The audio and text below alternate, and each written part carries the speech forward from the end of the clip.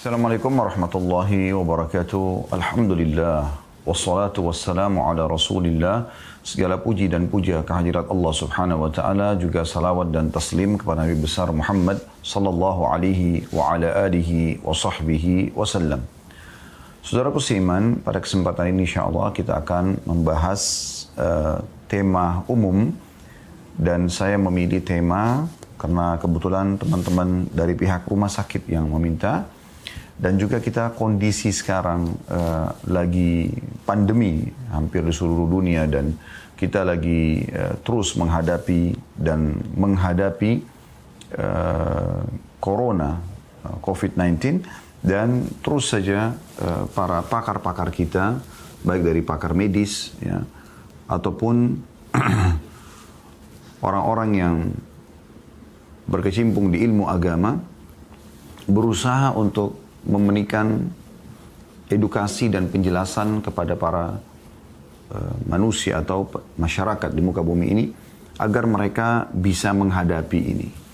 Maka kami pun tentu secara pribadi ini saya memilih ya, ada 5 tips aman menghadapi corona dan 5 tips ini bisa ditarik menjadi cara untuk menghadapi semua permasalahan dalam kehidupan kita. Tidak terkecuali.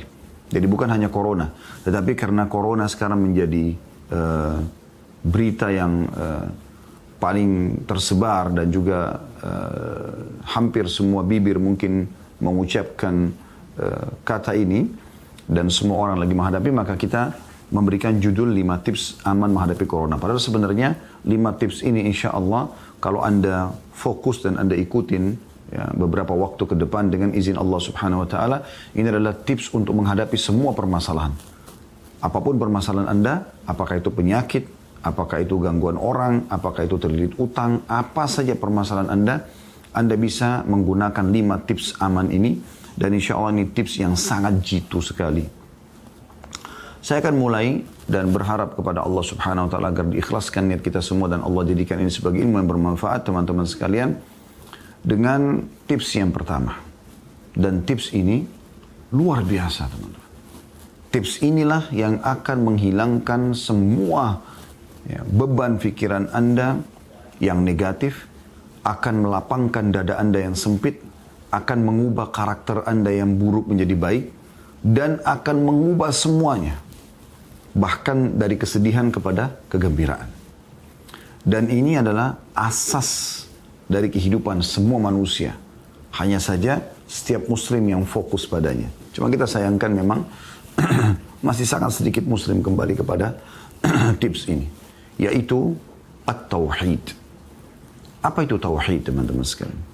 Tauhid adalah pengesaan dan pengikraran di pikiran kita, di hati kita, dan diikrarkan dengan lisan kita. Tidak ada Tuhan yang berhak disembah kecuali Allah. Ini tips yang pertama dan ini tips yang paling penting. La ilaha illallah. Tidak ada Tuhan yang berhak disembah.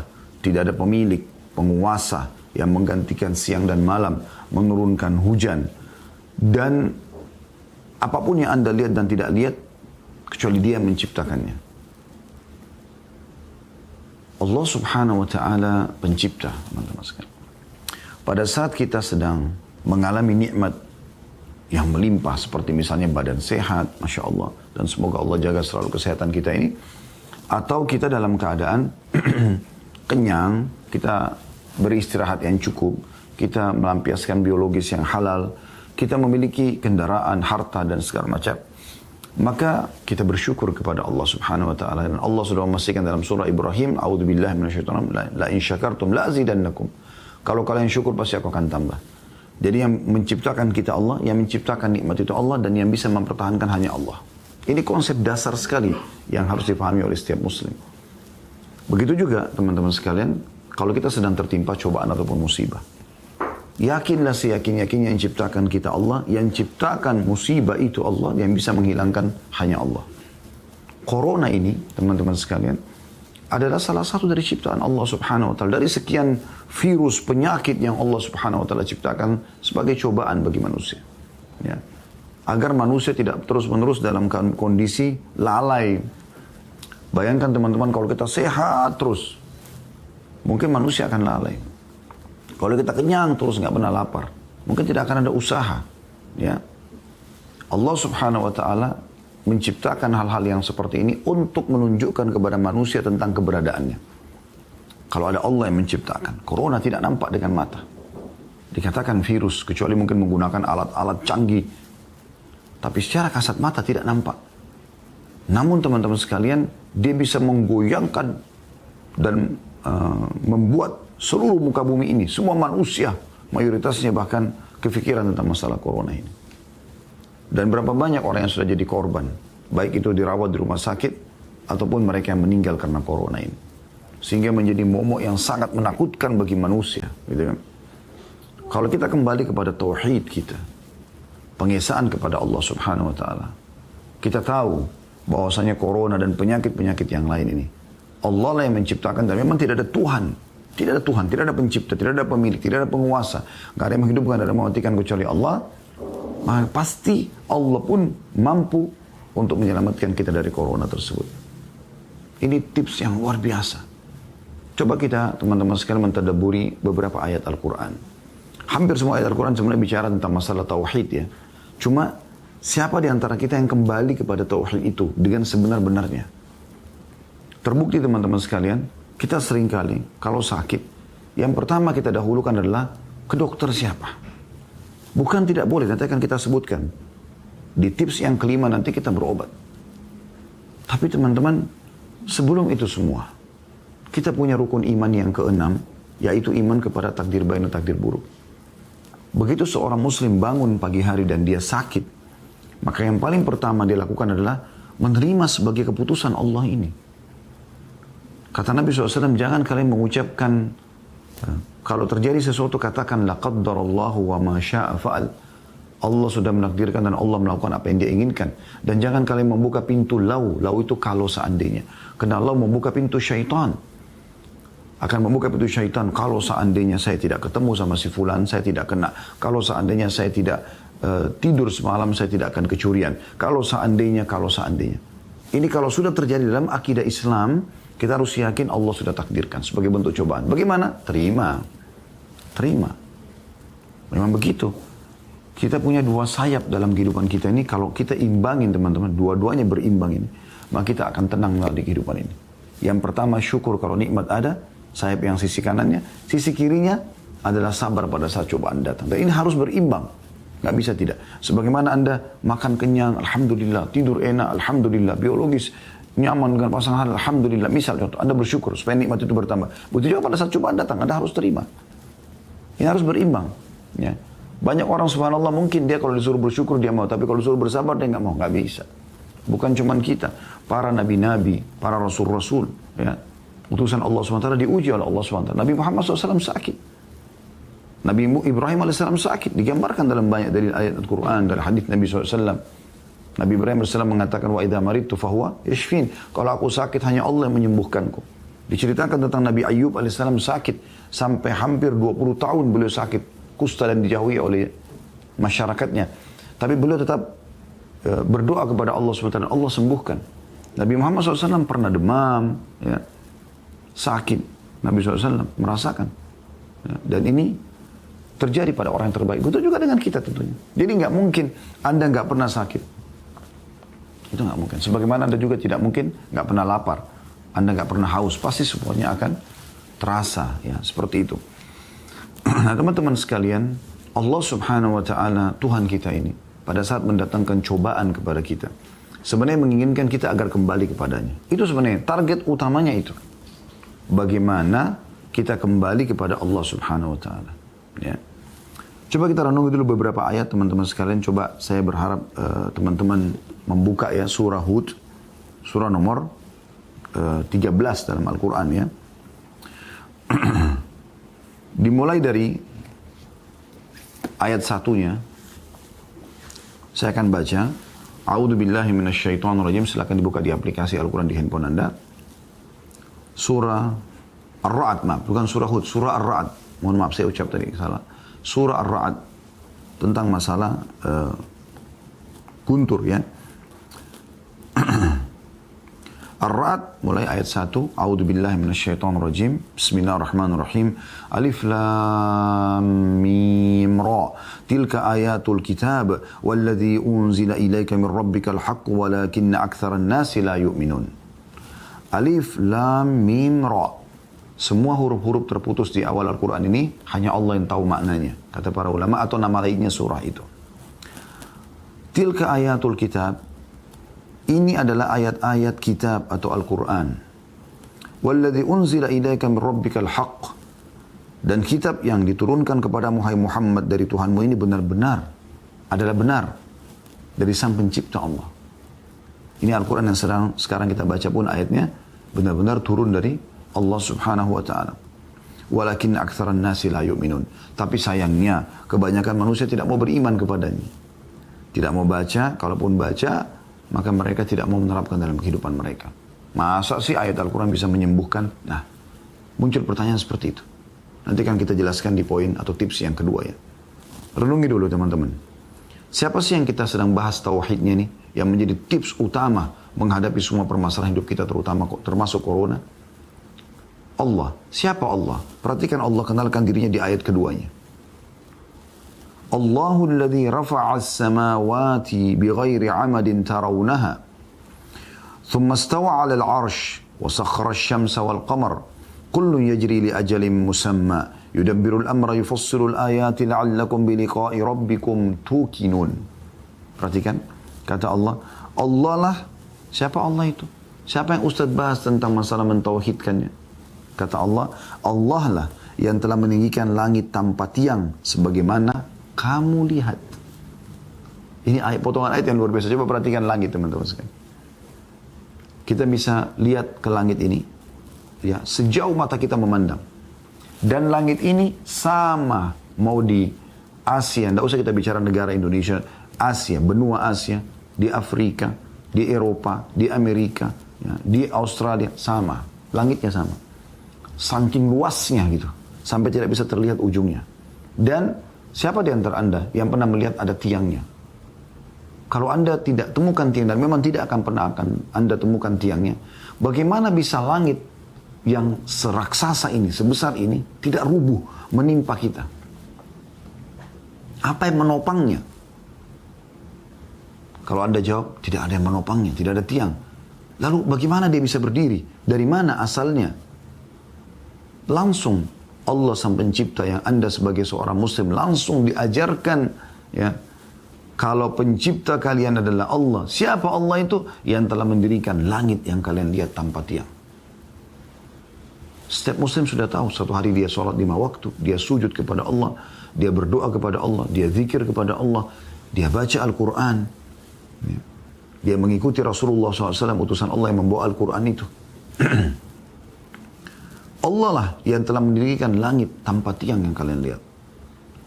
Kemudian dia bersemayam di atas arsy-nya, di atas singgasananya, di atas langit sana. Dan dialah, kata Allah, yang telah menundukkan matahari dan bulan. Apa makna menundukkan? Setelah itu dijelaskan. Dia menundukkan matahari dan bulan masing-masing beredar menurut waktu yang telah ditentukan.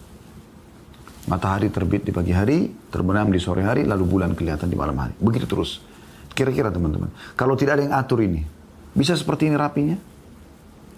Terbit di sini, terbenam waktu tertentu, terbenam di waktu tertentu, lalu kemudian ada bulan terlihat. Dan subhanallah, seluruh muka bumi ini mengalaminya. Walaupun ada perbedaan. Di sini terbit matahari, mungkin di sana terbenam. Ya. Di sana terbenam, di sini terbit. Bulan kelihatan malam di sini, juga kelihatan nanti di malam di sana. Sama, walaupun beda waktunya, walaupun jaraknya jauh. Sederhana. Anda berpikir pakai akal sehat Anda. Ayat Al-Quran untuk ditadabbur, ini kita sedang tadabbur ayat. Apakah masuk akal teman-teman sekalian? Semua ini ada tanpa ada yang mengaturnya. Di mana akal manusia yang berfaham ateis? Tidak ada Tuhan. Lalu siapa yang atur semua ini? Rumah Anda sendiri, tidak usah jauh-jauh. Apakah tiba-tiba Anda tanpa ada yang membangunnya? Listrik di rumah Anda tiba-tiba ada tanpa ada yang memasang listrik tersebut dan juga menyala tanpa ada yang menyalakannya? Coba pakai akal sehat. Al-Quran turun mengajak bicara akal manusia. Allah yang telah mengatur bulan, matahari dan bulan. Semuanya beredar sesuai dengan waktu yang telah ditentukan. Lalu Allah mengatakan, dan Allah mengatur urusan makhluknya. Ini luar biasa teman-teman. Mengatur urusan makhluknya. Saya dan Anda dan seluruh manusia, seluruh hewan, seluruh tumbuh-tumbuhan, bahkan benda-benda mati mungkin di mata kita, ya batu, tanah dan seterusnya. Semuanya diurus oleh Allah Subhanahu wa taala. Ini tauhid menurut saya teman-teman sekalian, Allahu a'lam, adalah luar biasa tips dalam semua kehidupan kita. Semua kunci kebahagiaan ada di sini. Bertauhid kepada Allah Subhanahu wa taala. Karena kita akan lihat apapun yang kita lihat atau tidak lihat oleh mata kita, kita akan yakin ada penciptanya. Kita sama batu sama air sama api sama-sama makhluk. Ada yang menciptakan kita. Dan kata kuncinya yang Anda lihat di muka bumi ini terjangkau tidak terjangkau oleh mata Anda. Manusia dengan berbagai macam warna kulitnya, bahasanya, postur tubuhnya, paras wajahnya, warna kulitnya, segala macam.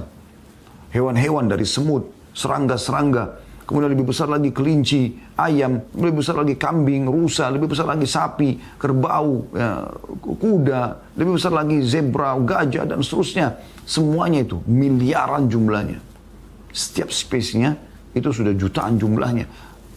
Luar biasa jumlahnya. Gitu. Kemudian tumbuh-tumbuhan, dari rumput yang kecil, sayur-sayuran, buah-buahan yang kita bisa rasakan, kita bisa rasa. Sampai ke pohon beringin yang besar, pohon yang sampai ratusan tahun umurnya. Besar. Semua itu. Semua yang di lautan. Semua jenis hewan-hewan, ikan-ikan, cumi, udang, semua dengan beragam macam keajaibannya. Semua burung-burung yang berterbangan di udara. Semua Anda lihat miliaran bintang-bintang bisa gemerlapan kelihatan. Semua. Dan yang tidak kelihatan oleh mata Anda, kata kuncinya tauhid. La ilaha illallah. Tidak ada pencipta, tidak ada pemilik, tidak ada penguasa. Ya. Tidak ada yang mengadakan, tidak ada yang menghilangkan atau memusnahkan kecuali Allah. Itu dasarnya. Walaupun kita manusia postur tubuhnya kecil misalnya. Dengan tauhidnya kita bisa menjadi besar. Karena kita tahu bahwasanya tidak ada Tuhan yang berhak kecuali Allah SWT. Dan kita hanya bergantung kepada Allah. Tidak akan pernah takut kecuali kepada Allah. Dan tidak yakin kecuali apapun yang sudah Allah tekankan untuk kita yakini. Apa yang telah menimpa kita, Allah sudah tentukan. Dan kita terima dan kita bersabar. Apa yang Allah berikan sebagai nikmat, kita bersyukur. Kata kuncinya sederhana. Lalu Allah mengatakan, Allah mengatur segala urusan makhluknya. Dan menjelaskan tanda-tanda kebesarannya agar kamu yakin akan pertemuan dengan Tuhanmu. Semua ini kata Allah, aku jelaskan, aku yang mendirikan langit tanpa tiang, ya, aku yang mengatur matahari dan bulan dan nampak depan mata. Kemudian akulah yang telah mengatur seluruh urusan makhluk.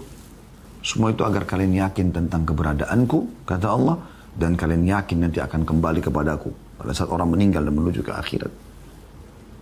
Cukup sampai situ? Belum. Ini baru 2 ayat nih. Ayat yang ketiga. Kata Allah SWT. Allah kenalkan lagi dirinya. Wa huwa alladhi maddal arda wa ja'ala fiha rawasiya wa anhara. Wa min kulli thamarati ja'ala fiha zawjayn ithnain. Yughshil laylan nahar. Inna fi dhalika la ayatin liqaumin yatafakkarun. Renungi teman-teman. Saya harap Anda tenangkan fikiran. Renungi ayat ini dengan niat. Minta kepada Allah agar ayat ini masuk dalam hati Anda.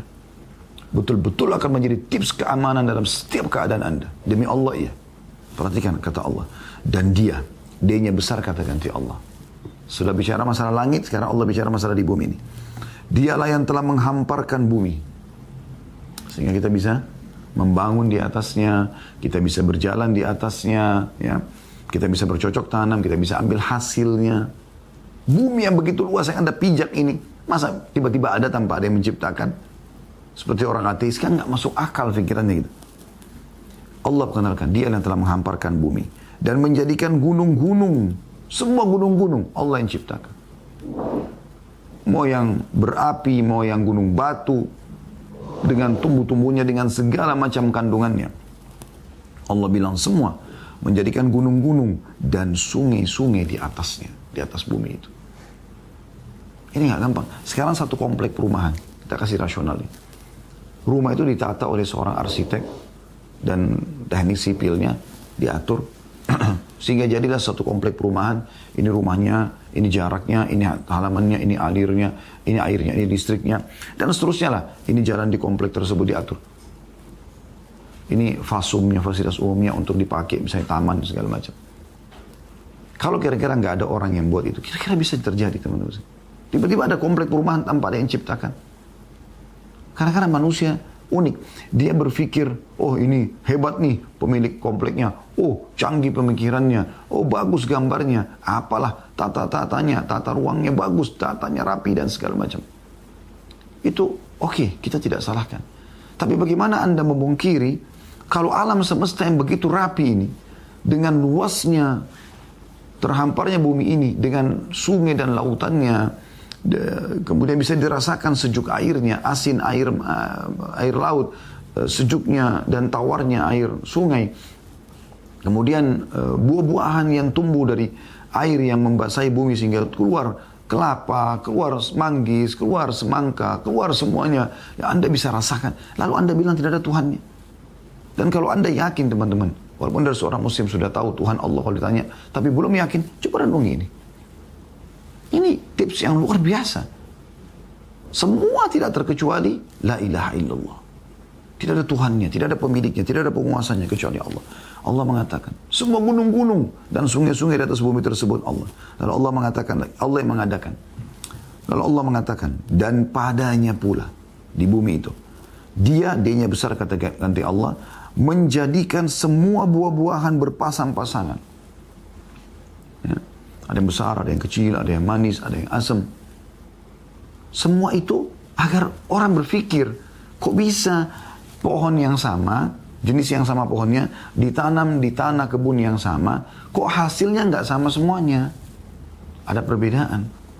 Satu pohon aja pasti ada yang lebih besar, ada yang lebih kecil, ada yang lebih manis, ada yang kurang manis, dan seterusnya. Dari mana itu? Kalau Anda bilang kan ada petani Ustaz, ada pemilik kebun. Berapa banyak pohon yang dirawat oleh manusia? Dan berapa banyak pohon yang tumbuh liar di hutan sana? Yang tidak ada manusia menjangkau dengan tangan mereka. Tumbuh liar. Siapa yang mengurusnya? Dan lihat hutan-hutan, ketik di YouTube. Keajaiban hutan atau apa. Lihat gambar, lihat. Siapa yang menata semua itu?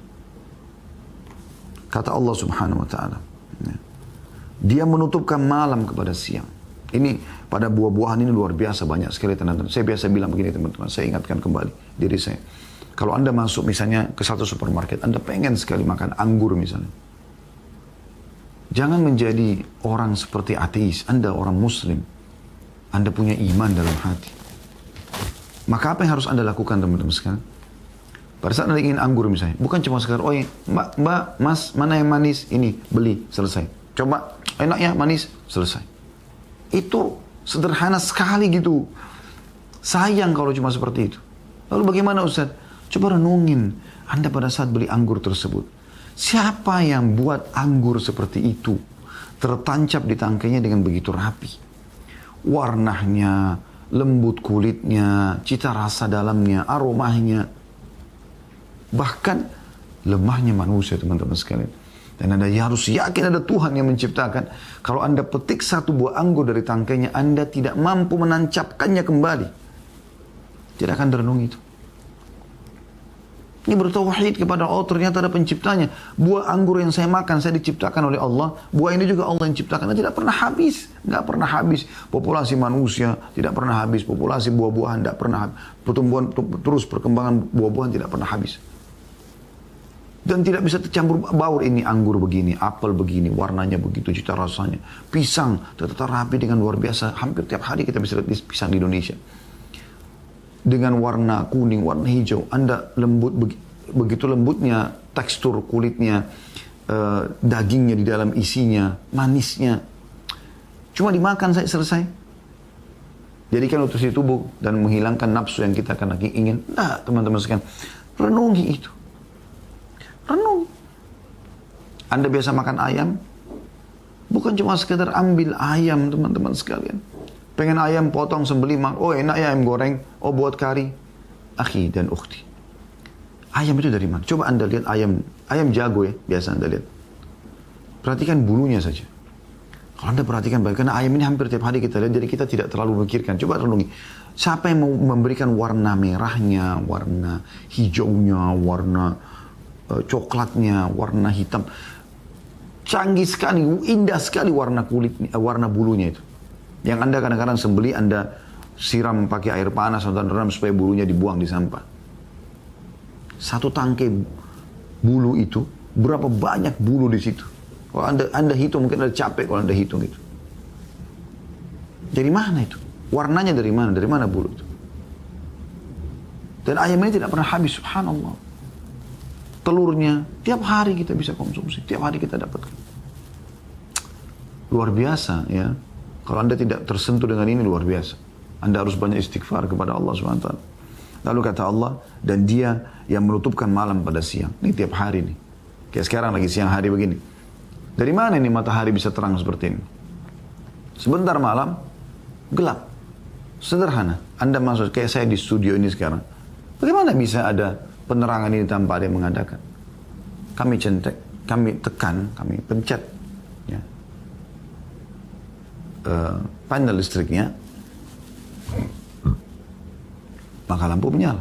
Kami switch on kan nyala, switch off-nya kami tekan lagi mati. Kan begitu. Itu depan mata kita bisa lihat. Bagaimana dengan pergantian siang malam yang kita bisa lihat tiap hari? Allah jadikan sebagai tanda-tanda kebesarannya. Lalu Allah mengatakan, sungguh pada yang demikian itu terdapat tanda-tanda kebesaran Allah bagi orang-orang yang mau berfikir. Makanya kita sekarang ajak berfikir. Ya. Ini luar biasa. Cukup sampai situ? Belum. Allah masih kenalkan lagi. Perhatikan di ayat 4-nya. وَفِي الْأَرْضِ قِطَعٌ مُتَجَاوِرَاتٌ وَجَنَّاتٌ مِنْ أَعْنَابٍ وَزَرْعٌ وَنَخِيلٌ صِنْوَانٌ وَغَيْرُ صِنْوَانٍ يُسْقَى بِمَاءٍ وَاحِدٍ وَنُفَضِّلُ بَعْضَهَا عَلَى بَعْضٍ فِي الْأُكُلِ إِنَّ فِي ذَلِكَ لَآيَاتٍ لِقَوْمٍ يَعْقِلُونَ. Dan di bumi terdapat bagian-bagian yang berdampingan. Ada lautan, ada daratan. Ada kebun-kebun anggur. Tadi sudah kita kasih contoh anggur. Allah sebutkan anggur sebagai keajaiban. Tanam-tanaman. Segala macam jenis tanam-tanaman. Warna-warni. Wahai manusia. Lalu kau pungkiri Tuhanmu. Tidak ada penciptanya. Yang warna kuning, yang warna merah, yang warna pink. Seperti pohon-pohon yang banyak didatangi di Jepang, di musim semi. Dan sekian banyak. Warnanya luar biasa. Keajaiban luar biasa. Lalu kata Allah SWT, pohon kurma yang bercabang dan yang tidak bercabang. Ada banyak yang bercabang buahnya, ada juga yang tidak. Disirami dengan air yang sama, tapi kami lebihkan tanaman yang satu dari yang lainnya dalam hal rasanya. Tadi saya sudah kasih contoh. Dalam satu kebun, sama areanya, sama jenis tanahnya, bibitnya sama, disiram dengan air yang sama, dikasih pupuk yang sama. Kok beda? Ini lebih banyak buahnya daripada ini. Kok ini lebih manis daripada ini? Allah mengatakan itu. Sungguh pada yang demikian itu terdapat tanda-tanda kebesaran Allah bagi kaum yang mau mengerti. Ini renungi teman-teman, buah-buahan yang kita lihat tiap saat seperti itu. Ya. Dan banyak sekali ayat Al-Quran, banyak sekali yang membahas masalah ini. Banyak sekali. Ini baru sebagian saja. Anda tiap sholat baca kan? Alhamdulillah, bismillahirrahmanirrahim. Alhamdulillahi Rabbil Alamin. Segala puji bagi Allah Tuhan. Tuhan apa? Rabb itu pencipta, pemilik, penguasa, pengada, yang hidupkan, yang mematikan, yang menggantikan siang dan malam, yang menurunkan hujan. Tuhan, pemilik, penguasa alam semesta. Ar-Rahmanir Rahim, dia maha pengasih lagi maha penyayang. Maliki Yaumiddin, raja hari kebangkitan nanti. Iyyaka na'budu wa iyyaka nasta'in. Hanya kepadamu kami menyembah, tunduk dan patuh. Setelah tahu ini. Dan hanya kepadamu kami meminta pertolongan. Ini konsep dasar setiap muslim. Al-Fatihah minimal kalau di sholat wajib 17 kali Anda ulangi. Bahkan bisa lebih daripada itu. Ya. Kalau bukan membahas 5 tips ini teman-teman, mungkin membahas tauhid aja nggak akan selesai. Dalam 1 kali 2 pertemuan. Anda bisa, saya sarankan kembali ke bahasan kami di YouTube, ada di playlist insya Allah kitab tauhid. Ada 66 bab kami bahas tentang kitab tauhid itu. tulisan Syekh Muhammad At-Tamimi rahimahullah. Dan ada juga bahasan kami di kitab Minhajul Muslim, 4 bab pertama, masalah akidah, beriman kepada Allah Subhanahu wa taala. Ada beberapa judul kami membahas masalah ini seperti indahnya menjalin hubungan dengan Sang Pencipta Allah. Kemudian ada judul yang lain juga, ini judul ceramah ya. Kemudian ada juga ceramah saudaraku inilah pondasi agamamu, kemudian saudaraku inilah rahasia rezekimu ya. Kemudian kenalilah Tuhanmu, engkau akan bahagia. Semua ini sudah kami jelaskan teman-teman sekalian. Dan ini saya katakan tadi, kalau seandainya kita ingin bahas, maka tidak akan cukup waktunya. Tapi saya ingin menyampaikan secara ringkas semuanya. Yang penting tadi garis besarnya Anda sudah punya gambaran. Tips yang pertama, bertauhid. Artinya gini, kalau corona sekarang lagi menyebar, yang ciptakan saya Allah, yang ciptakan corona Allah, yang bisa menghilangkan Allah. Allah datangkan sebagai cobaan bagi hambanya. Tugas saya bersabar. Apa itu sabar? Menerima keputusan Allah lalu ikhtiar cari jalan keluar. Itu sabar. Bukan lulus dada dulu manis. Nah, tapi yang penting Anda sudah tahu, oh ternyata Allah yang ciptakan. Lalu bagaimana solusinya? Minta kepada Allah. Dan kita masuk ke tips yang kedua sekarang. Yaitu berdoa dan ruqyah syariah. Ini sayang sekali teman-teman sekalian. Dilupakan oleh banyak orang. Sayang sekali. Ya. Sayang sekali. Saya berharap teman-teman medis kita, ya, Anda kombinasikan antara ilmu medis yang Anda sudah pelajari dengan ruqyah syariah. Dua buku ini selalu saya rekomendasikan. Ya. Ini bukan saya yang tulis tentunya, tapi buku ini selalu. Ini dulu sudah pernah saya bedah. Ini judulnya Ruqyah, mengobati jasmani dan rohani menurut Al-Quran dan Sunnah. Ya, terbitan pustaka Imam Syafi'i dan tulisannya Abdullah bin Abdul Aziz Al-Idan. Saya pun tidak kerjasama sama penerbitan ini ya. Ini tidak ada maslahat duniawi kami sama sekali. Tidak ada. Alhamdulillah. Ini murni hanya untuk menyampaikan kepada umat ini. Buku ini sangat bagus. Saya rekomendasikan. Dan yang kedua ini terbitan pustaka Ibnu Umar. Lebih kecil lagi. Tuntunan doa ruqyah untuk orang sakit dan mengobati guna-guna juga sihir. Baik teman-teman sekalian. Ada hal mendasar yang perlu saya titik beratkan setelah Anda bertauhid kepada Allah. Saya yakin mudah-mudahan insya Allah Allah sudah tanamkan dalam hati Anda. Tadi di sedikit bahasan kita masalah tauhid, oh iya, ternyata saya punya Tuhan Allah. Walaupun Anda sudah yakin, kita mau lebih yakin lagi, ya, lebih percaya lagi, kan gitu. Itu yang kita inginkan. Sehingga Anda selalu berjalan di atas tauhid.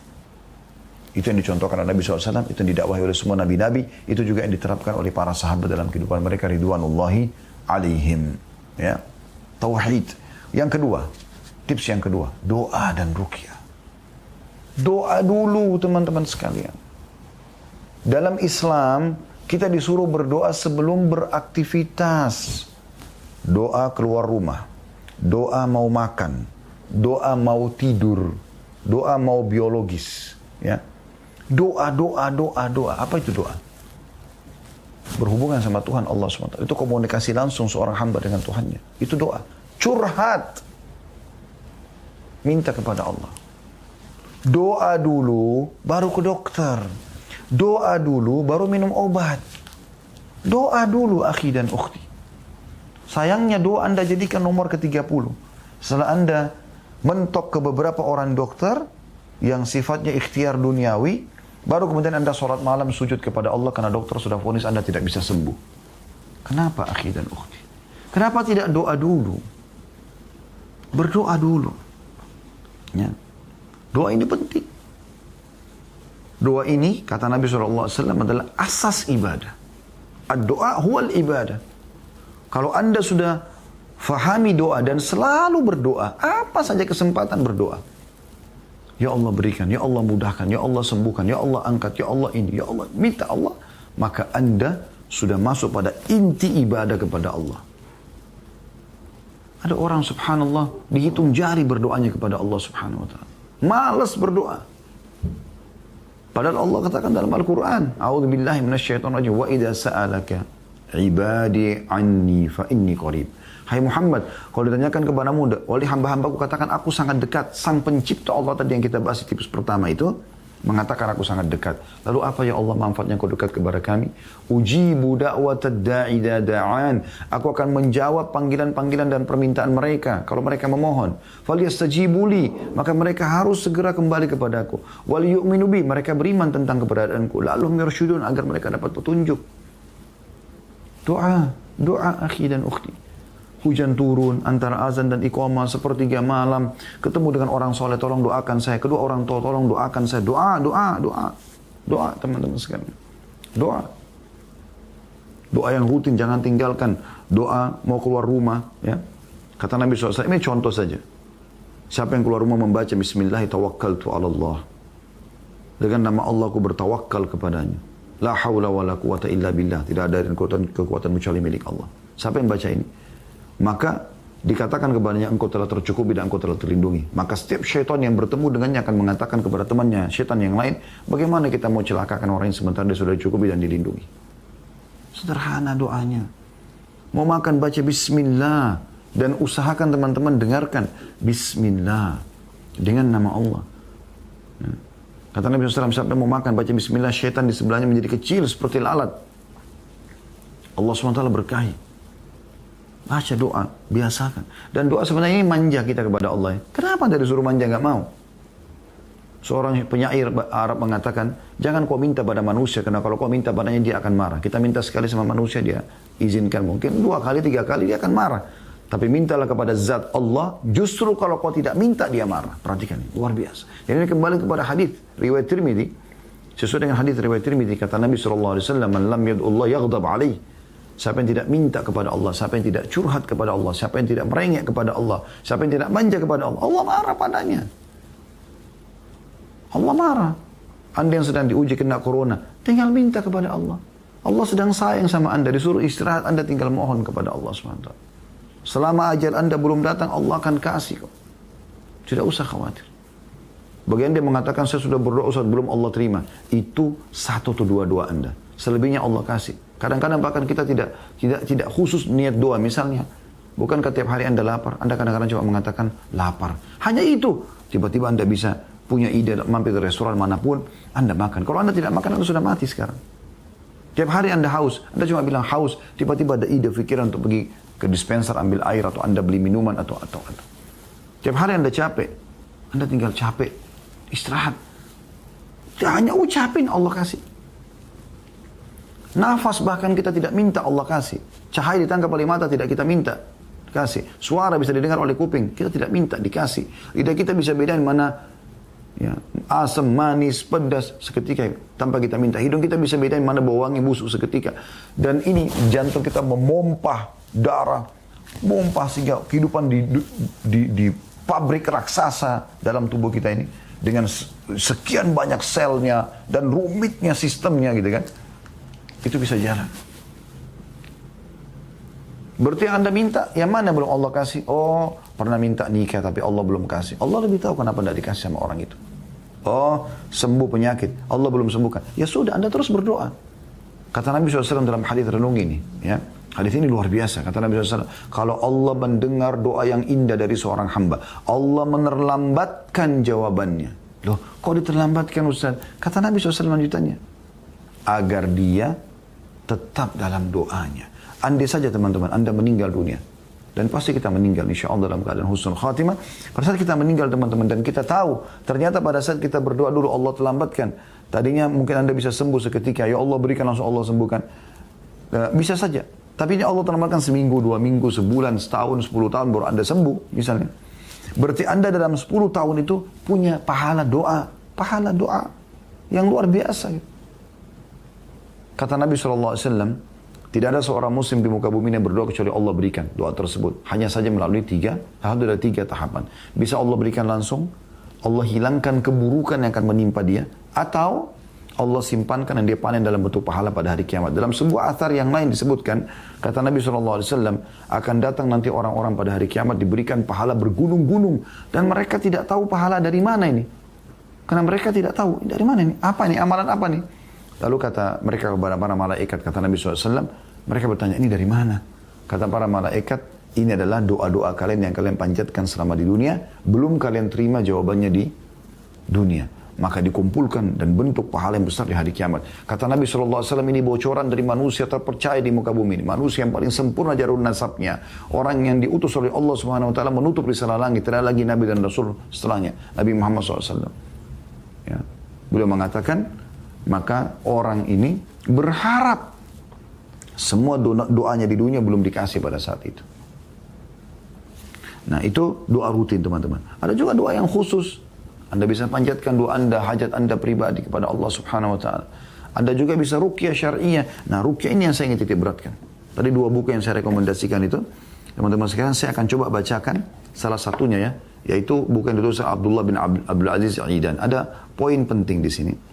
Beliau mengatakan, ya, hakikat ruqyah. Ini di halaman 29 ya. Yang dimaksud dengan ruqyah adalah kumpulan ayat Al-Quran, ta'awudz atau meminta perlindungan, serta doa yang bersumber dari Nabi SAW yang dibaca seorang muslim untuk dirinya, anaknya, atau keluarganya, guna mengobati penyakit rohani dan penyakit yang disebabkan oleh penyakit atau ain, mata jahat, manusia dan jin, kerasukan syaitan, sihir, ataupun berkaitan dengan penyakit-penyakit yang bersifat fisik dalam kurung jasmani maupun rohani. Jadi penyakit dok medis pun sama. Bisa diobatin dengan Al-Quran dan doa-doa yang diajarkan oleh Nabi SAW. Kata beliau, inilah makna sebenarnya atau hakikat ruqyah syariah. Kenapa Anda masih banyak yang tidak pernah terjadi ruqyah di rumahnya? Kenapa Anda masih ragu pada saat Anda sakit? Yang pertama adalah Alhamdulillah, wassalatu wassalamu ala rasulillah. Mulai dengan puji Allah dan salawat kepada Nabi SAW. Lalu, ya Allah sembuhkanlah hambamu. Bacakan Al-Fatihah, bacakan ayat kursi, bacakan ayat-ayat ruqyah, tiup telapak tangan, usap tempat yang sakit. Dengan penuh keyakinan. Sambil Anda ikhtiar medis, iya. Tapi ini tips nomor 2. Tips kami yang kelima nanti baru medis. Nah saya ada 2 tips lagi di sini harus kita baca. Nanti baru masuk tips yang kelima. Tips yang kedua sekarang ini dulu. Ruqyah syariah. Kemudian ada setelahnya beliau mengatakan di bab keempatnya. Mengapa harus ruqyah syariah? Jawabannya ditinjau dari 8 hal beliau mengatakan. Saya ringkaskan dengan cukup panjang. Yaitu yang pertama ruqyah syariah bagian daripada sunnah. Bagian daripada perintah Nabi SAW. Kalau Anda seorang muslim, Anda yakin kiai dan guru kita, panutan kita adalah Nabi Muhammad SAW. Tidak ada orang yang lebih mulia daripada beliau. Yang kedua, minimnya zikir dan kurangnya upaya membentengi diri dengan mengucap wirid. Mayoritas muslim masa kini, kecuali yang dirahmati Allah, lalai berzikir kepadanya. Dan lupa membentengi diri mereka dengan zikir dan doa. Baik itu zikir pagi petang, zikir yang terkait dengan kondisi atau suatu momen tertentu, zikir setelah sholat 5 waktu, maupun membaca Al-Quran, berdoa dan beristighfar. Jadi ini yang kedua, kelalaian ini mengharuskan orang ruqyah syariah juga. Yang ketiga, tersebarnya hasad, iri dengkinya orang. Maka ini bisa diobatin dengan ruqyah syariah. Kalau Anda yang belum tahu penyakit ain ini bahaya sekali. Kata Nabi SAW, ain benar terjadi. Ya. Dan mayoritas umatku meninggal karena ain. Maksudnya orang karena biasa hatinya iri, sakit hati, bisa membuat matanya panas. Dan dia bisa menyakiti orang yang di hadapannya. Ini berbahaya sekali. Ya. Yang keempat, ruqyah berguna sebagai penyembuh sejumlah penyakit yang menimpa kita. Terkadang suatu penyakit baik rohani maupun jasmani. Yang fenomena dan ciri-ciri kami terangkan nanti, kata beliau. Ada dalam buku yang dijelaskan. Ya. Ada dijelaskan di sini. Jadi banyak sekali fenomenanya kalau pasti akan disembuhkan oleh Allah Subhanahu wa Ta'ala. Kemudian beliau menyinggung di sini yang kelima adalah alasan berikutnya disebabkan sarana-sarana yang menyebabkan jin mampu menguasai manusia sudah terpenuhi. Ya. Sebab-sebab yang misal contoh jin menguasai anak Adam yang banyak orang tidak tahu syaitan bagaimana menguasai mereka adalah ketakutan yang sangat. Terlalu takut corona. Akhirnya membuat jiwanya jadi lemah. Imun tubuhnya jadi lemah. Ingat tadi tips yang pertama. Ada Allah Subhanahu wa Ta'ala. Tentu nanti ada tips yang 5. Jangan juga meninggalkan prokes. Itu salah satu ikhtiar kita. Ya, kita harus ikutin protokol-protokol kesehatan. Jalankan. Jangan bilang, oh nggak apa-apa. Ada Allah jaga saya. Enggak, ada bentuk ikhtiar. Kalau begitu Anda kalau lapar juga nggak usah makan. Ada Allah. Enggak, Anda punya ikhtiar makan kan. Anda punya ikhtiar minum, Anda punya ikhtiar istirahat. Ya. Seperti itu. Jangan juga terlalu lalai. Dan kata Nabi SAW, la darar wa la dirar, tidak boleh menyusahkan atau tidak boleh mengganggu, tidak boleh juga disusahkan atau terganggu dengan orang lain. Menggunakan masker, cuci tangan dan seterusnya, ini penting. Tapi kata beliau di sini banyak orang muslim yang belum menyadari masalah ini. Jadi syaitan itu juga menguasai manusia dan dia masuk di pintu ketakutan yang sangat atau takut yang tiba-tiba. Orang mukmin kalau sudah paham tadi tauhid teman-teman, dia tidak akan takut kecuali kepada Allah. Tidak ada sama sekali rasa takutnya, ya, kecuali kepada Allah Subhanahu wa ta'ala. Ya. Kemudian kemarahan yang memuncak. Kemarahan yang memuncak. Ya. Dalam segala kondisi. Ya, juga kita sudah tahu dalam ilmu medis bisa menyebabkan ya, darah tinggi dan segala macam. Ini juga dalam ilmu agama penyebab syaitan kuasai dia. Kesedihan atau kegembiraan yang melampaui batas. Ini juga termasuk ya, yang bisa membuat syaitan menguasai manusia. Yang keenam, ruqyah syariah dan banyak amal soleh yang lainnya adalah sebaik-baik jalan yang dapat mengantarkan seseorang kepada kebahagiaan jiwa dan ketentraman hati. Saat ini banyak orang yang mengeluhkan penyakit-penyakit modern seperti stres, sedih, gundah, depresi, dan lainnya. Obat yang paling mujarab untuk penyakit-penyakit di atas bagi penderitanya adalah ruqyah syariah. Setelah pelaksanaan kewajiban-kewajiban syariat dan taat kepada Allah. Ini tips dari beliau. Yang ketujuh, kenapa harus ruqyah syariah? Ruqyah adalah sebaik-baik motivator setelah Allah yang membantu seseorang untuk beramal soleh dan konsekuen atau istiqamah dalam iman. Betapa banyak orang yang merasa berat untuk berbuat ketaatan, sulit untuk menunaikan sholat pada waktunya, melenceng dari hidayah ilahi, dan bersikap berlebihan dalam maksiat maupun dosa. Maka dengan ruqyah syariah, ya, kata beliau seandainya mereka dan orang yang semisalnya mengikuti resep Nabi SAW berupa ruqyah atau memperoleh petunjuk dalam hal ini, maka tentu mereka insya Allah mendapatkan pertolongan dalam menghadapi perkara-perkara yang menghadang jalan hidup mereka. Baik itu berupa problematika ataupun kesukaran. Di samping mereka juga ditolong untuk berbuat ketaatan, menjauhi diri dari perkara yang haram, serta supaya istiqamah dalam agama. Tapi orang tidak akan ketemu ruqyah dengan berbuat dosa gitu kan. Yang kedelapan, hasil dari ruqyah syariah adalah aman. Dan ini terbaik dari 8 tips ini. Ya. Yang pertama sama yang ke-8 ini luar biasa. Selain sunnah ini juga adalah aman. Kebanyakan kita tidak percaya terhadap metode pengobatan Islami ini. Ini termasuk karena saya bahas ini karena banyak orang seperti ini memang betul keadaannya. Yakni ruqyah syariah mengalami banyak kerugian materi dan non materi. Kerugian tersebut berupa harta, waktu dan usaha yang kita keluarkan untuk mengobati kesehatan jasmani dan rohani di sejumlah rumah sakit ataupun klinik.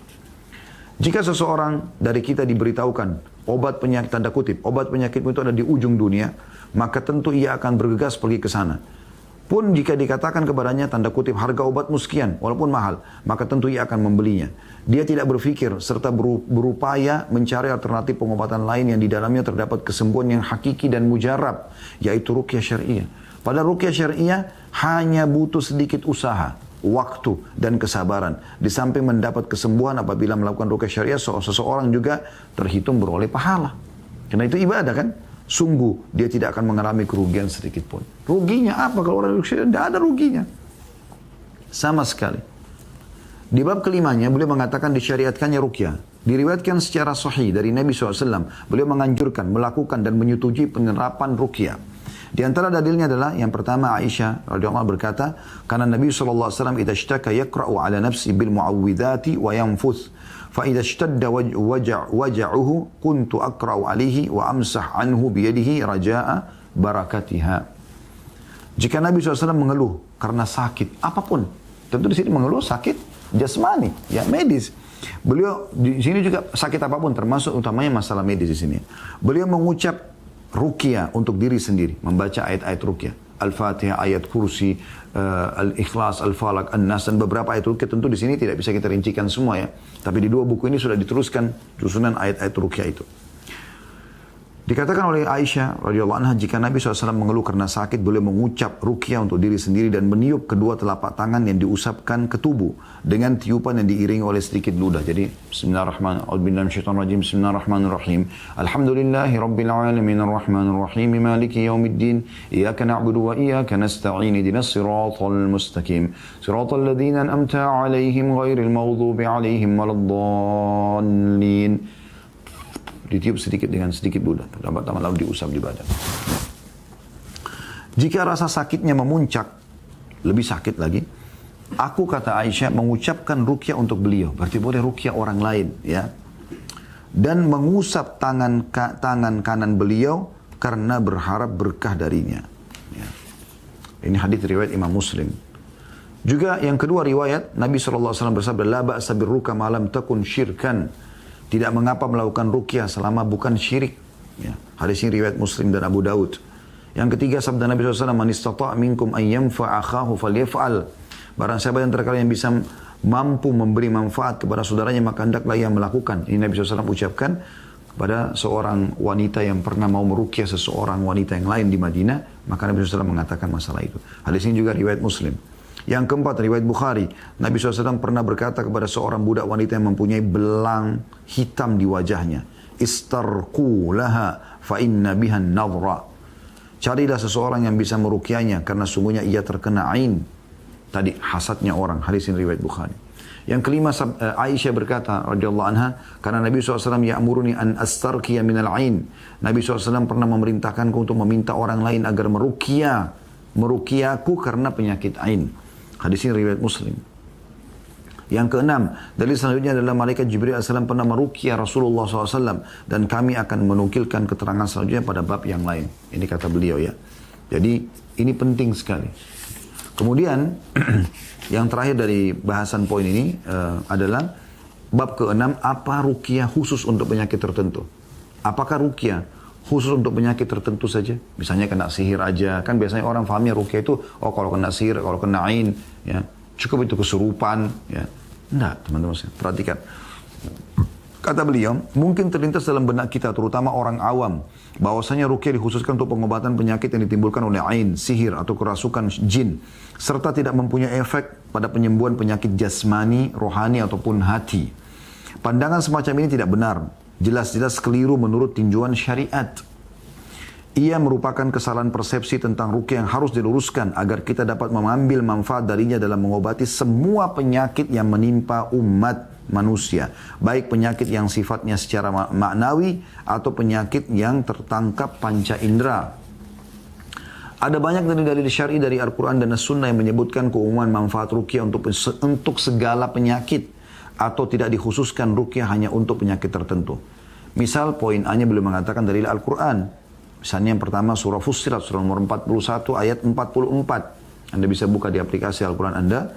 Surah Fussilat, surah nomor 41 ayat 44. Yang bunyinya, A'udzubillahi minasyaitonirrajim, Qul huwa lilladzina amanu hudan wa shifa. Katakan Al-Quran adalah petunjuk dan penyembuh bagi orang-orang yang beriman. Ya.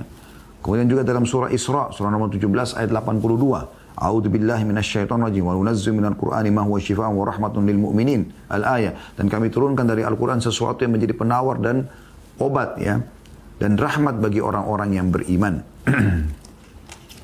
Juga dalam surah Yunus, surah nomor 10 ayat 57. Allah Subhanahu wa taala berfirman, A'udzubillahi minasyaitonirrajim.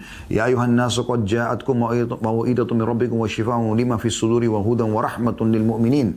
Wahai manusia, sungguh telah datang kepadamu pelajaran dari Al-Quran dari Rabbmu, penyembuh bagi penyakit yang ada dalam dada dan petunjuk serta rahmat bagi orang-orang yang beriman. Ya, cukup banyak dalilnya. Dari sunnah Nabi SAW disebutkan, yang pertama adalah ruqyah Jibril alaihissalam kepada Nabi SAW. Pada saat beliau Jibril didatangi oleh Nabi, atau Jibril mendatangi Nabi SAW, maka Jibril berkata, Ya Muhammad, ishtakaita? Faqala na'am, qala bismillah arkika min kulli syai'in yu'dhik, min syarri kulli nafsin aw 'ainin hasid, Allah yashfik, bismillah arkik. Wahai Muhammad, apakah ada keluhanmu? Ada yang kau rasa sakit? Kata Nabi SAW, iya. Lalu Jibril berucap dengan menyebut nama Allah, aku meruqyahmu dari segala sesuatu yang menyakitimu dan dari kejahatan tiap jiwa ataupun ain atau penyakit mata yang dengki. Allah akan memberimu kesembuhan dengan menyebut nama Allah, aku meruqyahmu. Ini hadis sahih diriwayatkan oleh Imam Muslim. Itu juga dengan banyak sekali, ya, saya tidak bisa bacakan semua. Melihat waktu sudah pukul 14.00 ya. Kita masih punya 3 tips lagi. Tapi Anda bisa kembali ke ceramah-ceramah kami di Ruqyah Syariah. Cukup banyak di YouTube. Insya Allah di playlist YouTube kami bisa Anda dapatkan. Tapi ada contoh misalnya. Alangkah baiknya ini setiap dokter pada saat mereka mengobati pasien kan biasa mereka memeriksa fisik. Tidak ada salahnya Anda bacakan doa ini. Ya, Anda ajarkan juga. Kalau perlu setiap dokter Anda kan dibayarkan oleh pasien. Anda siapkan satu buku ini, 10.000 rupiah, 15.000 rupiah Anda kasih hadiah kepada dia sebagai unsur timah balik terus mendakwahi dia. Coba baca ini di rumah ya, sambil Anda minum resep obat dari kami ini. Begitu, ya, berdakwah. Ini doa luar biasa nih. Disebutkan bahwasanya Utsman bin Abil As Al-Thaqafi radhiyallahu anhu pernah mengeluhkan sakit di tubuhnya yang ia rasakan sejak masuk Islam. Kepada Rasulullah SAW dia mengeluh. Oleh sebab itu beliau mengatakan kepada sahabat ini, Uthman bin Abil As al-Thaqafi radhiyallahu anhu. Sejak masuk Islam selalu sakit badannya. Maka Nabi SAW mengatakan, "Da' yadaka 'ala alladhi ta'allamta min jasadik." Letakkan tanganmu di tempat yang kau rasa sakit. Wa qul, lalu ucapkan, Bismillah thalathan. Bilang Bismillah, Bismillah, Bismillah 3 kali. Wa qul 7 marrat. Lalu ucapkan 7 kali. A'udzu bi'izzatillahi wa qudrati min syarri ma ajri wa uhadiru. Aku berlindung kepada Allah, aku berlindung ya, dengan kemahamuliaan Allah dan kemahamampuannya dari semua keburukan yang aku rasakan dan aku berhati-hati darinya. Dibaca 7 kali sambil pegang tempat sakit. Ini Nabi SAW ajarkan. Ya. Dan sekian banyak teman-teman sekalian, ya, riwayat-riwayat yang menjelaskan tentang doa-doa ruqyah ini. Kemudian ada contoh konkret, kita tutup dengan ini di poin yang kedua, tips yang kedua ya. Kata beliau di halaman 52-nya, salah satu contoh konkret dari manfaat ruqyah adalah kisah Ibnu Qayyim rahimahullah. Beliau berkata, saya pernah sakit sewaktu berada di Mekah, tanpa mendapati obat ataupun dokter. Lalu saya mengobati diri sendiri dengan Al-Fatihah. Saya melihat efek yang menakjubkan. Saya ambil seciduk air zam-zam, kemudian saya bacakan Al-Fatihah berulang-ulang, lantas saya minum airnya, tidak lama kemudian saya mendapatkan kesembuhan yang sempurna. Pengalaman pribadi ini, saya jadikan sandaran, ini kata penulis ya. Saat menghadapi banyak penyakit dan saya memperoleh faedah sepenuhnya. Peristiwa ini saya ceritakan kepada orang yang mengeluhkan sakitnya. Dan banyak dari mereka yang sembuh dengan cepat. Dan beliau mengatakan di akhir buku ini akan kami sebutkan sejumlah kisah nyata. Memang di akhir buku ini ada banyak kisah-kisah nyata. Orang yang sembuh dari penyakit. Nah ini tips yang kedua teman-teman. Ini juga kalau mau dibahas. Ya, saya pernah pada saat itu dengan praktek ruqyahnya. Anda lihat kalau di YouTube itu sampai 3 jam. Pada saat membedah buku ini, waktu itu diundang di Amerika oleh teman-teman saudara kita orang Muslim Indonesia di sana. Maka ini juga sama, kita bahas. Ini panjang lebar teman. Ini kalau kita mau bahas setiap tipsnya, butuh waktu berhari-hari. Tapi ini saya ringkaskan. Yang ketiga teman-teman, ini juga hal yang sederhana tapi jarang orang lakukan. Jaga wudu. Jaga wudu. Wudu. Wudu ini teman-teman apa isinya? Anda sudah tahu. Cuci tangan. Sekarang prokes kita suruh cuci tangan nggak? Bayangkan itu. Kumur-kumur dan ini madmadah bahasa Arabnya dan istinsyak. Apa itu istinsyak? Menghirup air dengan kuat ke hidung. Dan istinthar, mengeluarkan dengan kuat ya, dengan tangan kiri. Mencuci wajah. Mengulang lagi cuci tangan sampai siku. Dua-duanya kanan dan kiri. Dikasih jumlah 3 kali. Cuci kepala. Sama kuping. Cuci telapak kaki. Saya mau tanya teman-teman. Berapa kali Anda disuruh uduk sehari? Kalau kita hitung sholat 5 waktu saja. Ya, berarti Anda 5 kali cuci tangan sehari. 5 kali Anda kumur-kumur, 5 kali Anda bersihkan hidung Anda, 5 kali Anda cuci wajah, 5 kali Anda cuci kepala, 5 kali Anda cuci kaki. Ini kalau Anda bicara 5 waktu sholat. Belum kalau Anda wudhu lagi untuk sholat taubat, Anda wudhu untuk sholat malam, Anda wudhu untuk sholat duha, Anda wudhu ya, untuk tahiyat masjid atau apalah sholat-sholat yang lain. Atau Anda wudhu, sunnah Nabi SAW menjaga wudhu sebelum tidur. Itu kan luar biasa ya. Coba teman-teman, saya coba mengambil beberapa menit ke depan, saya mau bacakan dari kitab Sahih At-Targhib Tarhib dalam bab wudu. Ini semuanya penting sekali. Wudu itu teman-teman akan, kalau Anda wudu, akan memberikan cahaya buat Anda pada hari kiamat. Hadisnya adalah, kata Nabi SAW, Inna ummati yad'una yawmal kiamat gurra muhajjalina min atharil wudu. Sesungguhnya umatku nanti dipanggil pada hari kiamat dengan wajah, kedua tangan dan kaki mereka bersinar terang karena wudu. Faman istata' minkum an yutila gurratahu falyaf'al. Barang siapa yang mampu memanjangkan sinar putih wajahnya, maka hendaklah dia melakukannya. Maksudnya mengulang-ulangi wudu itu. Dan sekian banyak sekali hadis ya yang berbicara tentang anjuran untuk berwudu dan memberikan cahaya pada hari kiamat. Kemudian juga wudu ini akan menggugurkan dosa-dosa. Perhatikan hadisnya. Kata Nabi SAW, ini semua hadis sahih ya. Kalau tadi yang saya bacakan itu adalah hadis Bukhari Muslim. Hadis yang saya bacakan sekarang ini juga hadis yang sahih diriwayatkan oleh Imam Muslim. Kata Nabi SAW, Man tawadla fa ahsana wudu'a kharajat khatayahu min jasadim hatta takhruja min tahti alfarihi. Barang siapa yang berwudu lalu dia membaguskan wudunya, maka kesalahan-kesalahannya keluar dari jasadnya hingga keluar dari bawah kuku-kukunya. jatuh dosa. Jadi keluar cahaya pada hari kiamat, jatuh dosa-dosa Anda, gugur ya. Kemudian juga wudu ini dianjurkan sekali untuk dijaga, ya, selalu dijaga. Dan itu adalah ciri orang beriman. Disebutkan dalam hadis, ya, dalam sebuah hadis yang sahih diriwayatkan oleh Ibnu Majah dari Thauban radhiyallahu anhu bahwasanya Rasulullah SAW bersabda, istaqimu wa lan tuhsu. Selalulah konsisten dalam berpegang pada yang halal nikmati, yang perintah kerjakan, yang dilarang jauhi. Dan tidak usah hitung-hitung pahala. Udah ada malaikat yang ditugaskan. Wa'alamu anna khaira a'malikumus shalah. Ketahuilah amal yang paling baik kalian adalah salat. Walan yuhafidha 'alal wudu' illa mu'min.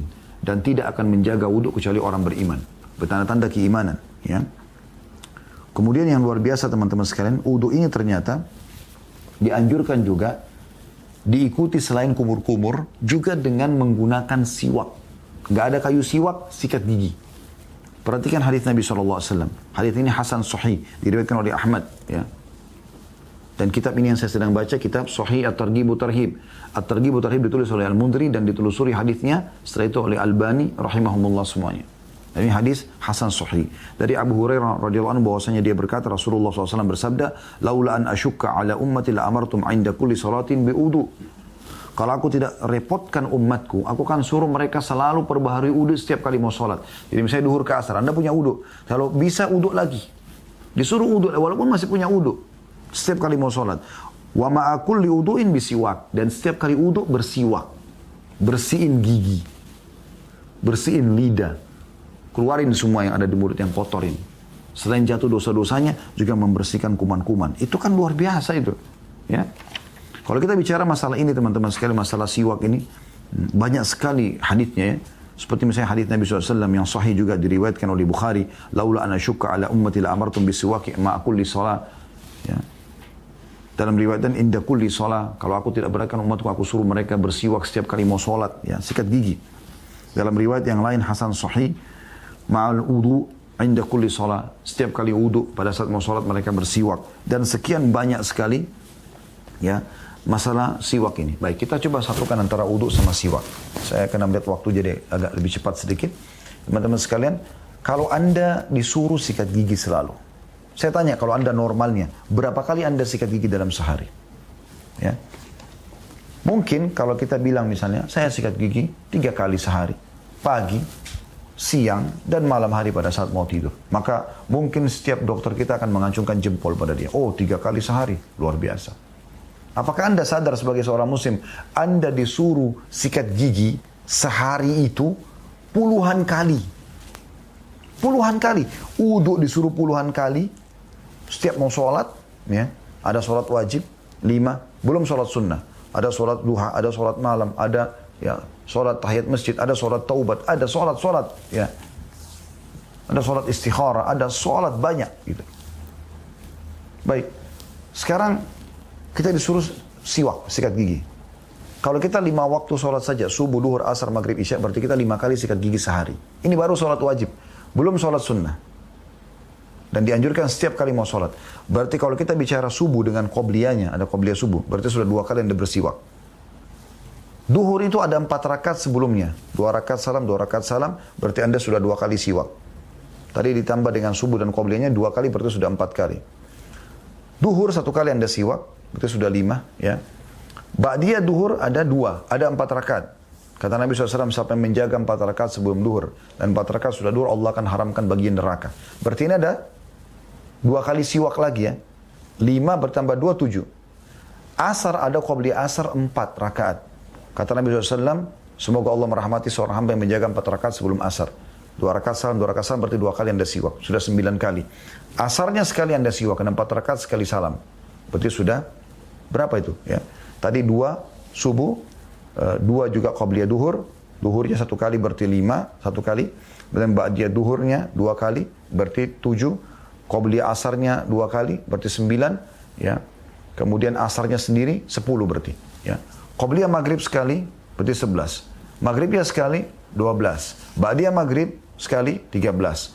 Qobliyah isya sekali, 14. Isyanya sendiri sekali 15. Ba'diyah isya sekali 16. 16 kali Baru sholat wajib dengan sholat sunnah qabla dan ba'diyah, sikat gigi, bersihin mulut, kumur-kumur, gosok dengan tangan, ya. Bersihin semua liur-liur yang ada di sini.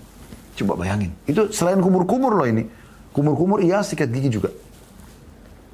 Ini belum kita bicara, ini baru 16 kali, ini baru sholat wajib sama sunnah-sunnah sebelumnya. Bagaimana kalau Anda bicara sholat duha? Kita pilih misalnya 12 rakaatnya. Ya. Kan duha itu boleh 2 rakaat, boleh 4, boleh berapa saja. Pendapat ulama yang paling kuat berapapun jumlah rakaatnya boleh. Misal banyak orang yang mengerjakan misalnya 8 rakaat atau 12 rakaat. Kita ambil jumlah yang mungkin yang tinggi lah bagi orang gitu kan. Kalau 12 rakaat Anda kerjakan duha, berarti Anda setiap 2 rakaat salam. Berarti Anda punya 6 kali bersiwak. Selain tadi yang 16, berarti sudah 22 kali Anda bersiwak. Kalau Anda setiap kali salam mau sholat lagi Anda bersiwak lagi. Kemudian juga ada sholat malam, 11 rakaat. Ya, berarti Anda punya 10 rakaat pertama, 2 rakaat salam, 2 rakaat salam. Berarti 5 kali siwak dengan 1 kali witir, berarti 6 kali siwak. Tambah 22 tadi berarti 28 kali bersiwak. Belum sholat tahiyat masjid. Belum sholat taubat. Belum sholat istikharah. Puluhan kali. Lalu kenapa Anda tidak wudu? Mendatangkan cahaya pada hari kiamat. Menggugurkan dosa-dosa. Ya, membersihkan tubuh kita. Wudu cuci tangan nih. Ya, kumur-kumur. Bahkan luar biasanya di hidung itu. Ya, yang biasanya orang di corona takut hidung. Kata Nabi SAW, kalau aku baligu fistinsyaki malam takun so'ima. Kuatkan pada saat kalian sedang istinsyak, hirup air itu. Kalau kecuali kalian sedang puasa, supaya jangan masuk. Kemudian keluarkan istinsar dengan kuat. 1 hari puluhan kali Anda disuruh ini. Itu luar biasa teman-teman sekalian. Jaga wudu. Keutamaan pahalanya banyak, kebersihan juga luar biasa. Kemudian yang keempat tipsnya, tawassul dengan amal saleh. Ini juga penting. Anda supaya tidak kena penyakit, tidak kena masalah, atau Anda sudah kena masalah pun, Anda sedang sakit, Anda mau selamat, tawassul dengan amal soleh. Apa itu tawassul, Ustaz? Kita menjadikan amal soleh kita sebagai perantara supaya kita bisa selamat. Ya, Anda pernah dengar hadis Bukhari, bagaimana 3 orang kata Nabi SAW terkurung dalam sebuah gua. Ini tips yang keempat ini. Selalu bertawassul dengan amal soleh, selalu dekatkan diri kepada Allah SWT dan niatkan amal soleh yang sedang kita kerjakan itu menjadi penyebab kita bisa selamat gitu. Walaupun kita belum tertimpa ya, seperti itu. 3 orang ini kata Nabi SAW masuk dalam gua. Kemudian hujan deras. Pada saat hujan deras mereka berlindung dalam satu gua. Kemudian ada satu batu besar jatuh dari atas menimpa pintu gua tersebut. Sehingga mereka tidak bisa keluar. Maka salah satu dari mereka mengatakan, sepertinya kita harus saling menyebutkan. Atau kita menyebutkan amal soleh kita yang paling kita unggulkan yang pernah kita kerjakan masing-masing. Semoga dengan itu Allah bisa keluarkan kita dari gua ini. Apa yang terjadi? Yang pertama mengatakan, ya Allah, sesungguhnya Engkau tahu, ya, aku ini memiliki seorang wanita yang aku sangat sukai. Dan setiap kali ketemu aku selalu ajak dia untuk berzina. Bahkan aku siap memberikan dia uang apapun yang dia minta. Tapi dia selalu nolak. Sampai satu waktu dia akhirnya butuh karena untuk membiayai keluarganya yang sedang sakit. Maka dia pun datang lalu saya memberikan syarat, akhirnya dia menyerahkan dirinya. Pada saat dia sudah menyerahkan dirinya dan aku sudah berada di antara kedua pahanya. Tinggal meletakkan kemaluan saja. Berzina, wa na'udzubillah. Semoga Allah selamatkan kita dari perbuatan buruk ini. Maka pada saat itu dia mengatakan, bertakwalah kepada Allah. Takutlah kepada Allah. Jangan kau letakkan cincin kecuali pada tempatnya. Tidak boleh karena belum halal. Maka aku pun meninggalkan dia karenamu ya Allah. Kalau itu aku lakukan karenamu, keluarkan kami dari gua ini. Tiba-tiba batu itu pecah. Nggak masuk akal itu. Tapi bisa terjadi kuasa Allah subhanahu wa ta'ala. Yang kedua mengatakan, ya Allah engkau tahu aku memiliki kedua orang tua. Aku selalu bakti sama mereka. Setiap hari aku pulang dari gembala kambing, aku bawain susu. Lalu aku dinginkan, lalu aku minumkan kedua orang tua aku. Gitu kan. Satu waktu aku pulang, mereka sudah tertidur. Akhirnya aku pun menunggu dari malam sampai pagi memegang susu itu. Dalam beberapa riwayat dikatakan anakku sampai menangis-menangis di kakiku. Ya. Karena mereka pun kehausan minta susu tersebut. Tapi aku tidak memberikan karena kedua orang tua aku lagi tidur. Aku menunggu mereka sampai pagi, sampai mereka bangun. Dan setelah itu aku berikan kepada mereka susu tersebut. Jadi dia tidak bangunkan, bu ayah bangun, maaf saya telat, ini susunya. Enggak. Karena untuk menjaga perasaan mereka kedua orang tua, maka dia tidak bangunkan. Coba bayangkan. Kalau itu amal soleh, engkau terima ikhlas karenamu ya Allah, keluarkan kami dari gua ini. Pecah lagi batunya. Tapi belum bisa keluar nih. Yang ketiga mengatakan, ya Allah, sungguhnya engkau tahu aku pernah punya seorang pegawai yang bekerja denganku, tapi tiba-tiba dia pergi. Dia pergi tanpa sebab gitu. Dia pergi tanpa sebab. Maka pada saat itu, ada gaji dia yang belum diambil. Maka aku kelola gajinya. Belikan beberapa hewan ternak, lalu kemudian aku kelola. Sehingga menjadi banyak hewan tersebut. Beberapa waktu setelah itu dia datang, lalu mengatakan, wahai Tuhan, Anda bertakwalah kepada Allah, Anda tahu saya masih punya hak pada Anda. Berikanlah. Maka aku pun mengatakan, apakah kau lihat lembah itu? Dia mengatakan, iya. Ambillah. Pergi ke sana dan ambillah. Gitu kan. Ambil itu. Ya, diambil. Pada saat disuruh ambil, teman-teman sekalian, kata orang ini, dia pun mengambilnya tanpa meninggalkan satu ekor pun untukku. Maka kalau itu adalah amal yang soleh yang kau terima, Allah keluarkan kami dari gua ini, maka pecah batu tersebut, lalu mereka bisa keluar dari gua itu. Itu namanya tawassul dengan amal soleh. Bertawassul. Teman-teman, sering sedekah, sering istighfar, bakti dengan orang tua, jadikan tawassul. Ada hal yang saya ingin titik beratkan di poin ini. Ya. Dari buku Keajaiban Sedekah dan Istighfar. Ini juga buku saya rekomendasikan. Ini bukan tulisan saya dan saya tidak kerjasama juga sama penerbit ini. Tapi karena saya buku ini melihat bagus, ya kita rekomendasikan. Di sini teman-teman banyak sekali hal manfaat yang bisa Anda ambil. Luar biasa penulis ini, Allah berikan taufik untuk bisa memberikan nasihat-nasihat kepada orang gitu ya. Beliau mengatakan, Ibnu Al-Ja'ad rahimahullah berkata, sesungguhnya sedekah benar-benar menghilangkan 70 pintu keburukan. Ya. Pintu keburukan. Kemudian beliau mengatakan, Umar bin Khattab berkata, radhiyallahu anhu, sesungguhnya amal itu saling berbangga-bangga dan sedekah mengatakan saya adalah yang paling baik di antara kalian. Tapi ada yang menarik di sini teman-teman, beliau mengangkat kisah nyata tentang sedekah. Yang beliau sebutkan dari Ali bin Al-Hasan bin Syaqiq berkata, saya pernah mendengarkan Ibnu Mubarak, Abdullah bin Mubarak rahimahullah, ditanya oleh seseorang, wahai Abu Abdurrahman, sebuah luka yang mengeluarkan nanah dari lututku telah 7 tahun lamanya. Dan sungguh saya telah mengobatinya dengan berbagai pengobatan dan saya telah menanyakan kepada beberapa dokter, namun tidak ada gunanya bagi saya. Dia berkata, pergilah ke suatu tempat di mana manusia membutuhkan air padanya, lalu galilah sumur di sana. Karena Allah saja. Supaya orang mengambil manfaat dari air sumur itu. Karena saya berharap di sana muncul mata air hingga darah lukamu itu bisa berhenti. Artinya dengan kau lakukan itu semoga saja kau bertawassul, Allah sembuhkan lukamu. Lalu orang itu melakukan saran tadi, maka dia sembuh dari sakitnya dan segala puji bagi Allah. Ya. Al-Baihaqi juga berkata, dalam makna yang seperti ini juga terdapat kisah Syekh kami Al-Hakim Abu Abdullah rahimahullah, di mana wajahnya telah luka dan dia berobat dengan berbagai macam pengobatan, namun luka tersebut belum juga sembuh hingga kira-kira setahun lamanya. Lalu dia memohon kepada seorang ustadz namanya Imam Uthman As-Sabarani agar mendoakan kesembuhan untuknya dalam majlisnya di hari Jumat. Lalu sang ustadz mendoakannya dan sebagian manusia mengaminkan doanya. Ketika tiba hari Jumat berikutnya, seorang wanita datang majlis. Dalam majlis dilemparkan selembar kertas kepadanya berisi perintah agar dia pulang ke rumahnya. Lalu dia bersungguh-sungguh untuk berdoa untuk Al-Hakim Abu Abdullah pada malam tersebut. Al-Hakim Abu Abdullah. Kemudian dia bermimpi melihat Rasulullah SAW bersabda kepadanya, katakanlah kepada Abu Abdullah agar dia memberikan air kepada kaum muslimin. Lalu saya membawa selembar kertas tersebut kepada Al-Hakim dan kemudian dia memerintahkan untuk membangun saluran air di depan rumahnya. Dan ketika mereka selesai membangunnya, maka dia memerintahkan untuk menumpahkan air ke dalamnya dan melemparkan es ke dalam air. Lalu orang-orang memanfaatkan air dari sumur tersebut untuk kebutuhan minum mereka. Dan tidak lewat dari seminggu, terlihat kesembuhan lukanya dan lenyaplah luka tersebut. Lalu kembalilah wajahnya seperti sedia kala dan dia hidup setelah kejadian itu beberapa tahun. Dan sekian banyak. Di sini ada juga sedekah menjadi penyebab sembuhnya seorang ibu. Ya, ada lagi kisah yang lain. Allah menyembuhkan dari kanker dan sebabnya adalah sedekah. Itu kisah-kisah nyata yang diangkat oleh beliau. Ya. Kemudian selamat dari kejadian tragis karena sedekah. Ya, para dokter sudah mengatakan, ini cerita yang lain ya, harapan sudah tidak ada, namun sedekah berkata harapan kesembuhan masih ada. Ini kisah nyata ya, diangkat oleh beliau.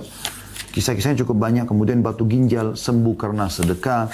Kisah-kisah nyata. Kemudian sebuah rumah yang tidak pernah dimasuki oleh dokter karena sedekah. Mereka punya kotak amal yang semua keluarga bersedekah di situ, lalu disedekahkan setiap sudah terkumpul gitu.